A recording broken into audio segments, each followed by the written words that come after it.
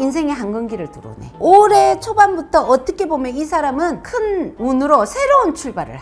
올해부터는 내 운이 굉장히 튀는 형국이다. 사업의 문도 열리고 이쁨도 받고 남의 존경도 받고 이런 형국이다. 연세는 81살이라지만 활동하고 내가 움직이는 건 61살보다 더 나아요. 오히려 늦게 내가 버는 돈이 내게 된다. 근데 내년에 조금 건강 조심하셔야 돼.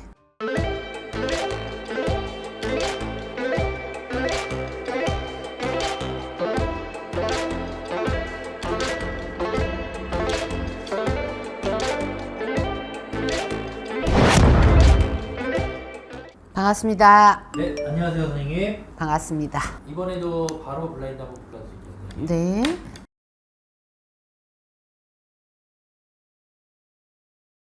사람의 머리는 희끗희끗해가지고 몸은 노쇠해서 늙어가요. 근데 늦은이 튀려면 사람의 늙고 젊음이 없어요. 이분이 올해 또 인생의 한건기를 들어오네. 올해요? 네. 올해 초반부터 어떻게 보면 이 사람은 내가 큰 운으로 새로운 출발을 해.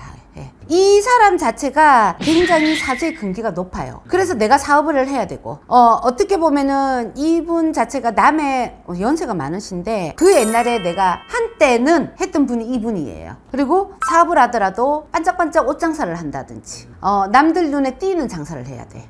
사업을 해야 돼. 그래서 이분 같은 경우에는 그 옛날에 가극, 유랑단 이런 시대 있죠. 나는 이분이 다 그렇게 나오네.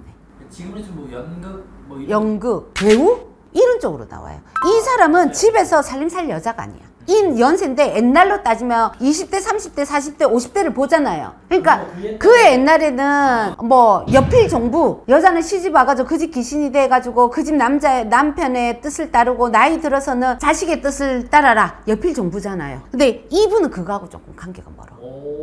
왜냐, 내버려 내먹고 살아야 되고 어떻게 보면 내가 활동하면서 살아야 되고 그 옛날에 먹고 살기 위함으로 한 길만 보고 가야 되고 오히려 내가 남자가 돼서 살아야 되는 기질이에요. 그리고 이분은 60대에 어쨌든 내가 죽을 운을 한번 걸쳐야 되고 왜? 이 집안에 엄청나게 공들였던 할머니가 계시거든. 그리고 사주가 남편하고 이혼이 없으면 남편을 일찍 여의해야 돼. 일찍 혼자 사시게 되든지 그러면서 남편이 먼저 죽었다 그 명까지 내가 이어받았어. 근데 올해부터는 내 운이 굉장히 튀는 형국이다. 오히려 내가 한창 때에 벌었던 만큼은 아니더라도 그게 준하게끔 사업의 문도 열리고 남의 어떤 이쁨도 받고 남의 존경도 받고 이런 형국이다. 그리고 이분은 여자분이라더라도 굉장히 절도가 있어요. 되는 것과 안 되는 거, 지켜야 되는 거, 인간의 기준점을 정확하게 아시는 분이야. 그래서 이런 분들은 우리가 그런 말을 하죠.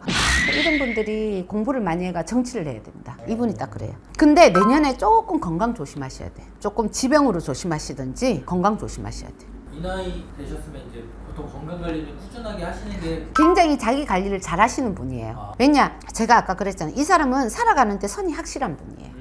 건강 관리도 잘 하시지만 운에서 오는 건 어쩔 수 없어요.